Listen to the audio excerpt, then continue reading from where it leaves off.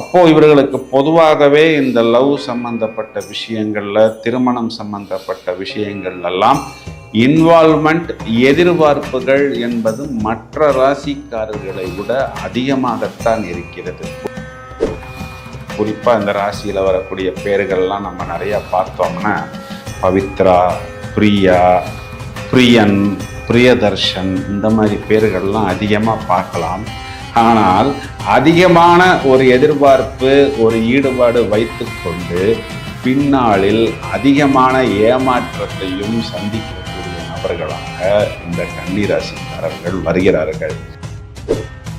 இதையும் தவிர சில பேர் ரொம்ப போராடி கஷ்டப்பட்டு என்ன ஆனாலும் பரவாயில்ல அப்படின்னு சொல்லி லவ் மேரேஜ் பண்ணி கொள்ளக்கூடிய நபர்கள் இருக்கிறார்கள். இவர்களுக்கு இந்த தாயா தாரமா ரெண்டு சைடிலுமே இந்த பிரச்சனை என்பது அதிகமாக வருகிறது. ஏன் அப்படின்னா, இவளை தேடி வரக்கூடிய நபர்கள்ட்ட அப்படி ஒரு பர்ஃபெக்ஷன் இல்லை அப்படின்னா இவர்களுக்கு கொஞ்சம் கோபம் என்பது கண்டிப்பாக வரும். இந்த கோபம் என்பது அவர்களது வார்த்தைகளில் வெளிப்படும் பொழுது நிறைய வரக்கூடிய வாடிக்கையாளர்கள் இவர்களை நிராகரித்து விட வேண்டிய ஒரு சூழ்நிலை என்பது இவர்களுக்கு ஏற்படுகிறது. ஒரு லாங் பிளானட், எந்த ஒரு விஷயமும் சீக்கிரமாக முடியாது. நான் வைத்தியரிடம் போனேன் போய்கொண்டே இருக்கிறேன், இன்னும் எவ்வளவு வருடங்கள் போவேன் என்பது எனக்கே தெரியவில்லை.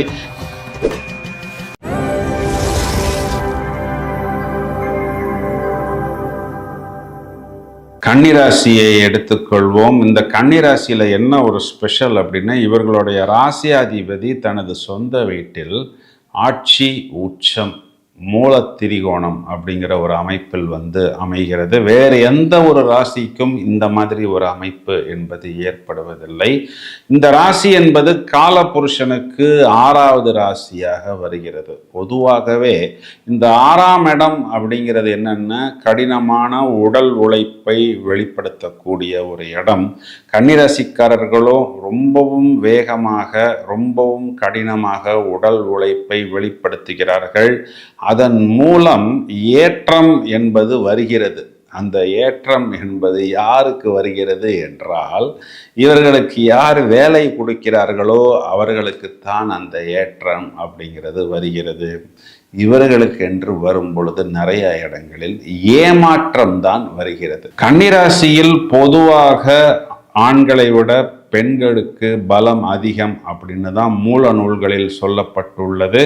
ஒரு ஆதாயம் அப்படிங்கிறதை பொதுவாகவே இவர்கள் ஏதாவது ஒரு இடத்தில் எதிர்பார்க்கிறார்கள். ஏன் அந்த ஆதாயத்தை எதிர்பார்க்கிறாங்க அப்படின்னா, இவர்களை யூஸ் பண்ணிக்கிறவங்க எல்லாமே கடைசி நேரத்தில் இவர்களை கழட்டி விடுகிறார்கள். அது கூட ஒர்க் பண்ணுறவங்களா இருந்தாலும் சரி, பார்ட்னர்ஸாக இருந்தாலும் சரி, திருமண வாழ்விலும் கூட இப்பொழுது நான் சொன்ன விஷயம் என்பது நடக்கிறது. இது ஏன் அப்படின்னா, ராசியாதிபதி புதன் ராசிக்கு 7ஆம் இடத்தில் நீசமடைகிறது. இவர்களுக்கு தனம், குடும்பம், வாக்குஸ்தானத்துக்கு அதிபதியாக வரக்கூடிய சுக்கிரன் 7ஆம் வீட்டில் உச்சமடைகிறது. இப்போ சுக்கிரன் 7ஆம் வீட்டில் உச்சமடைகிறது, இவர்களுக்கு ராசியில் நீசமடைகிறது.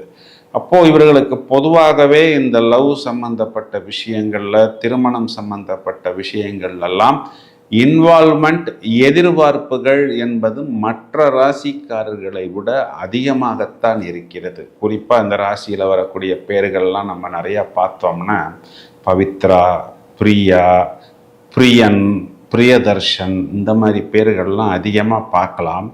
ஆனால் அதிகமான ஒரு எதிர்பார்ப்பு, ஒரு ஈடுபாடு வைத்துக்கொண்டு பின்னாளில் அதிகமான ஏமாற்றத்தையும் சந்திக்கக்கூடிய நபர்களாக இந்த கன்னிராசிக்காரர்கள் வருகிறார்கள். ஏன் அப்படின்னா, இவர்களுக்கு 2ஆம் வீட்டுக்கு அதிபதி, அதாவது இவர்களுடைய குடும்பஸ்தானத்துக்கு அதிபதியாக வரக்கூடிய சுக்கிரன் அப்படிங்கிறவர் இவங்களுடைய ராசியிலே நீசமடைந்து விடுகிறார். இதையும் தவிர சில பேர் ரொம்ப போராடி கஷ்டப்பட்டு என்ன ஆனாலும் பரவாயில்ல அப்படின்னு சொல்லி லவ் மேரேஜ் பண்ணி கொள்ளக்கூடிய நபர்கள் இருக்கிறார்கள். இவர்களுக்கு இந்த தாயா தாரமா அது 2 சைடிலுமே இந்த பிரச்சனை என்பது அதிகமாக வருகிறது. ஏன் அப்படின்னா, இவர்களுக்கு களத்திர ஸ்தானாதிபதி தான் இங்கு மாத்துர் ஸ்தானாதிபதியாக வந்து இவர்களுடைய 5ஆம் வீட்டில் குரு என்பவர் நீசமாகிறார். இதனால் மனதளவில் இந்த ஒய்ஃபை சப்போர்ட் பண்ணுறதா இல்லை அம்மாவை சப்போர்ட் பண்ணுறதா அப்படிங்கிற பிரச்சனையில் அதிகமாக நிம்மதியை இழக்கக்கூடிய நபர்களாக இந்த கன்னிராசிக்காரர்கள் வருகிறார்கள். இவர்கள் எல்லாத்திலையும் ஒரு பர்ஃபெக்ஷன் எதிர்பார்ப்பார்கள். இவங்க ஆஃபீஸ் வாசல்ல ஒரு செப்பலை நம்ம கழட்டி வச்சா கூட அதை ஒரு பர்ஃபெக்டா இருக்கணும் அப்படின்னு எதிர்பார்ப்பார்கள். இவர்கள் எல்லா விஷயத்திலும் ரொம்பவும் பர்ஃபெக்டாக இருப்பார்கள். இவளை தேடி வரக்கூடிய நபர்கள்ட்ட அப்படி ஒரு பர்ஃபெக்ஷன் இல்லை அப்படின்னா இவர்களுக்கு கொஞ்சம் கோபம் என்பது கண்டிப்பாக வரும். இந்த கோபம் என்பது அவர்களது வார்த்தைகளில் வெளிப்படும் பொழுது நிறைய வரக்கூடிய வாடிக்கையாளர்கள் இவர்களை நிராகரித்து விட வேண்டிய ஒரு சூழ்நிலை என்பது இவர்களுக்கு ஏற்படுகிறது. அதிகமான காதல் தோல்வியை சந்திக்கக்கூடிய நபர்களாக இந்த கன்னிராசிக்காரர்கள் வருகிறார்கள். இதனால் மௌனமாக இருப்பது, ஏதோ ஒன்றை இழந்தது போல் இருப்பது, இதுக்காக நான் ட்ரீட்மெண்ட்டுக்கு போகிறேன், சைக்கலாஜிக்கல் ட்ரீட்மெண்ட் எடுத்துக்கிறேன், இதுக்காக ஒரு கோர்ஸ் டேப்லெட் சாப்பிட்றேன், இதுக்காக தாடி வளர்த்து இதுக்காக உட்காந்து கவிதை எழுதுவது, புலம்புவது எல்லாமே இந்த கன்னிராசியில் பார்க்கலாம். ஏதோ ஒரு மனோவியாதி வந்தது போன்ற ஒரு சூழ்நிலையை அதிகம் சந்திக்கக்கூடிய நபர்களாக இந்த கன்னிராசிக்காரர்கள் வருகிறார்கள். இவர்களுக்கு நட்பு ஸ்தானமாக வரக்கூடிய செவ்வாய் என்பவர் இவருடைய லாபத்தில் வந்து நீசமடைகிறார். அப்போ நண்பர்கள் சம்பந்தப்பட்ட விஷயங்களுக்கு உதவ போய் அவர்களுக்கு ஒரு காசோ பணமோ கொடுக்க போய் இல்லை அவர்களுக்கு ஒரு கேரண்டர் சிக்னேச்சரோ போட போய் அந்த கடனை அடைக்க வேண்டிய சூழ்நிலை என்பது ஏற்படுகிறது. சகோதரர் செவ்வாய் என்பது இங்கே சகோதரர்களுக்கும் காரகத்துவமாக வருவதனால் அதிகமாக சகோதரர்களிடம் இழந்து, அதாவது அது சொத்துக்களாக இருக்கலாம் அல்லது சம்பத்துக்களாக இருக்கலாம், அவர்களுடைய பூர்வீகம் சம்பந்தப்பட்ட விஷயங்களை எல்லாம் அதிகமாக விட்டு கொடுக்க வேண்டிய ஒரு சூழ்நிலை. நாம் ஏமாற்றப்படுகிறோம், நாம் விட்டு கொடுக்கிறோம் என்று தெரிந்தே விட்டு கொடுக்கக்கூடிய நபர்களாக இந்த கன்னிராசிக்காரர்களை காணலாம். இவர்களுக்கு இதையும் தவிர இவர்களுடைய 2ஆம் வீட்டில் சூரியன் என்பவர் நீசம். அப்போ அதே இடத்தில் அங்கு சனி என்பவர் உச்சம். அப்போ இவங்களுடைய குழந்தைகள் சம்பந்தப்பட்ட விஷயங்களில் இவர்களுடைய பெற்றோர்கள் உள்ளே வந்து இருக்கக்கூடிய ஒரு அமைப்பு என்பது குறைவாகத்தான் இருக்கிறது. சந்தர்ப்பங்கள் சூழ்நிலைகளாக இருந்தாலும் கூட பெற்றோர் ஒரு பக்கம், சில இடங்களில் குழந்தைகள் ஒரு பக்கம், சில இடங்களில் இவர் ஒரு பக்கம், பின்னாளில் இவர்களுடைய சொத்துக்கள் சம்பந்தப்பட்ட விஷயங்களில் குழந்தைகளுக்குள்ளறையே பிரச்சனைகள் என்பது ஏற்படுகிறது. ஏன் அப்படின்னா இவர்களுக்கு புத்திரஸ்தானத்துக்கு அதிபதியாக வரக்கூடிய இந்த சனி என்பவர் தான் இவர்களுக்கு 6ஆம் வீட்டுக்கும் அதிபதியாக வருவதனால் இந்த 5, 6 அதிபதிகள் இவர்களுக்கு 8ஆம் வீட்டில் நீசம் அடைவதனால் இவர்களுடைய ஆஸ்திகள், சொத்து, வீடு போன்ற விஷயங்களில் பின்னாளில் குழந்தைகள் சம்பந்தப்பட்ட விஷயங்களிலும் கொஞ்சம் பிரச்சனைகளை சம்பாதிக்கிறார்கள். அதாவது இந்த குழந்தைங்களுக்காக தானே நம்ம இவ்வளோ தூரம் தேஞ்சு போய் சம்பாதிச்சோம், இன்னைக்கு அவர்களே நம்மை இவ்வாறு பேசுகிறார்களே என்று வருத்தப்படக்கூடிய ஒரு நிலையும் நிறைய கன்னிராசிக்காரர்களுக்கு ஏற்படுகிறது. இந்த கன்னிராசிக்காரர்கள் உடல் அளவிலும் மனதளவிலும் நிறைய பிரச்சனைகளை சந்திப்பதனால் ஒரு குறிப்பிட்ட வயதுக்கு மேல் இவர்களுக்கு ஹெல்த் ப்ராப்ளம் அதிகமாக வரக்கூடியது. அதுவும் இவர்களுக்கு வரக்கூடிய இந்த ஹெல்த் ப்ராப்ளம் எல்லாமே ஏதோ ஒரு நோய் வந்துச்சு, நம்ம போய் டாக்டரை பார்த்தோம், ஒரு ட்ரீட்மெண்ட் எடுத்தோம், அதனால சரியாச்சு அப்படிங்கிற மாதிரி எல்லாம் இல்லாமல் ஒரு தொடர் பிரச்சனையாக வருகிறது. ஏன்னா இவர்களுக்கு 6ஆம் அதிபதியாக வரக்கூடியது இந்த சனி என்ற கிரகம் ஒரு லாங் பிளானட். எந்த ஒரு விஷயமும் சீக்கிரமாக முடியாது. நான் வைத்தியரிடம் போய்கொண்டே இருக்கிறேன், இன்னும் எவ்வளவு வருடங்கள் போவேன் என்பது எனக்கே தெரியவில்லை.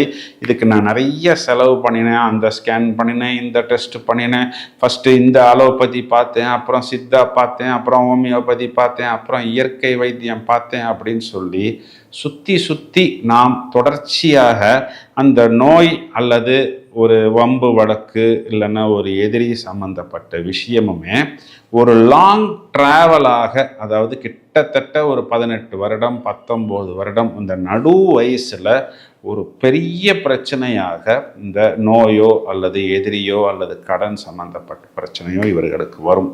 இப்போ நான் சொன்ன பிரச்சனைகள் எல்லாமே கன்னி ராசிக்காரர்களுக்கு அதிகம் சந்திக்கக்கூடியது. அதாவது லவ் ஃபெயிலியர் சம்பந்தமான பிரச்சனைகள், இந்த நோய் எதிரி கடன் சம்பந்தப்பட்ட பிரச்சனைகள், அதையும் தவிர திருமண வாழ்வில் அதிகமாக அவமானப்பட வேண்டிய ஒரு சூழ்நிலை.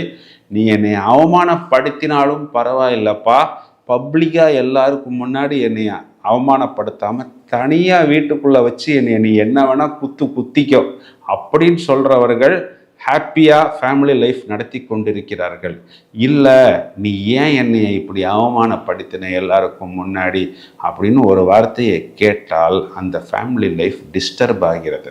இதை ஏன் இவ்வாறு சொல்கிறேன் என்றால், இவர்களுக்கு 7ஆம் அதிபதியாக வரக்கூடிய குரு என்பவர் இவர்களுக்கு கடுமையான பாதகாதிபதியாக வருகிறது. அப்போ இவர்களுக்கு ஏதாவது ஒரு அவமானத்தை இந்த திருமணம் சம்பந்தப்பட்ட விஷயங்களில் சந்திக்க வேண்டிய சூழ்நிலை என்பது ஏற்படுகிறது. நிறைய இடங்கள்ல குழந்தைகளுக்காக வாழக்கூடிய தம்பதியராகத்தான் நாம் இவர்களை பார்க்கிறோம். இப்போ இவ்வளவு பிரச்சனைகள் கன்னிராசிக்காரர்களுக்கு நாம் பார்த்துருக்கிறோம். இதுல இந்த ஜாதகத்தை புரட்டி போடக்கூடிய அளவுக்கு என்னென்ன சொல்யூஷன், ஏன்னா எப்படி அடிபட்டுச்சு, ஏன் அடிபட்டுச்சுங்கிறதையே நம்ம ரொம்ப நேரம் பேசிக்கிட்டு இல்லாமல் அதுக்கு என்ன ஃபர்ஸ்ட் எய்டு, அதுக்கு என்ன ட்ரீட்மெண்ட்டு, எப்படி அதிலிருந்து வெளிவரலாம் அப்படின்னு முதல்ல இவங்க ராசிக்கு அதிபதியாக வரக்கூடியது புதன். இந்த புதன் என்பவர் மகாவிஷ்ணுவை, அதாவது பாலாஜி பெருமாளை குறிகாட்டக்கூடிய கிரகம். தொடர்ச்சியாக பெருமாள் வழிபாடு செய்வது, மகாலட்சுமி வழிபாடு இப்போ இந்த வழிபாட்டின் மேல் ஆர்வம் இருக்கிறவங்க எல்லாம் இந்த விஷ்ணு சுப்பிரபாதம், விஷ்ணு சகசரநாமம், வீட்டில் ஒரு சுதர்சன சக்கரம், வியாபாரத்தில் ஒரு சுதர்சன சக்கரம், ஒரு மகாலட்சுமி யந்திரம், வியாபார ஸ்தலத்தில் மகாலட்சுமி யந்திரம், மகாலட்சுமி வாசம் செய்யக்கூடிய சங்கு, அதன் மேல் தாமரை பூ, இதெல்லாம் மகாலட்சுமி கடாட்சம் ஏற்படுத்தக்கூடிய அமைப்பு. அந்த இடங்கள்ல நெய் தீபம் போடுவது, அந்த நெய் தீபத்துக்குள்ள மகாலட்சுமி காசு, அதாவது அது கோல்டாக தான் இருக்கணும்னு தேவையில்லை, சில்வர் காசுல கூட பார்த்தோம்னா இந்த கஜலட்சுமி, தானியலக்ஷ்மி, விஜயலட்சுமி, இந்த மாதிரி லக்ஷ்மி காயின்ஸ்ன்னு இருக்கு. அதை வச்சு அந்த இடத்துல துளசி, தாமரை மலர்கள், பெருமாளுக்கு உண்டான பிரசாதம், நேவித்தியம், இதெல்லாம் அந்த இடத்துல வச்சாலே கேரண்டியா ஒரு நல்ல வைப்ரேஷன் என்பது ஏற்படும். இதைத்தான் நான் ஏற்கனவே சொல்லியிருக்கிறேன். திருப்பதி அப்படிங்கிறது இன்னைக்கு வேர்ல்டுலேயே நம்பர் 2 ஸ்தலமாக இருக்கிறது. ஹிந்துயிசம் பாப்புலேஷன் லெஸ் தென் 10% இருந்தாலும் ஏன் திருப்பதிக்கு அவ்வளவு கூட்டம் வருகிறது என்றால், கலியுக வரதன் என்பவர் நம்மை காக்கும் தெய்வம் அப்படிங்கிறது இந்த பெருமாள் தான். இந்த பெருமாள் மகாலட்சுமி வழிபாடு, அந்த வைப்ரேஷன் ஒரு இடத்தில் இருந்தால் அஷ்ட ஐஸ்வர்யங்களும் அங்கே நிறைவதாகத்தான் சாஸ்திரங்கள் சொல்லப்படுகிறது. இந்த பெருமாள் மகாலட்சுமி புதன் சுக்கிரனை வலுப்படுத்துவதற்கு நீங்கள் ஒரு மரகத பச்சையும் ஒரு வைரத்தையும் ஒன்றாக சேர்ந்து, பட்ஜெட் இருந்தால் கோல்டு மோதிரத்தில் போட்டுக்கலாம், அப்படி இல்லைன்னா சில்வர் மோதிரத்தில் போட்டுக்கலாம்.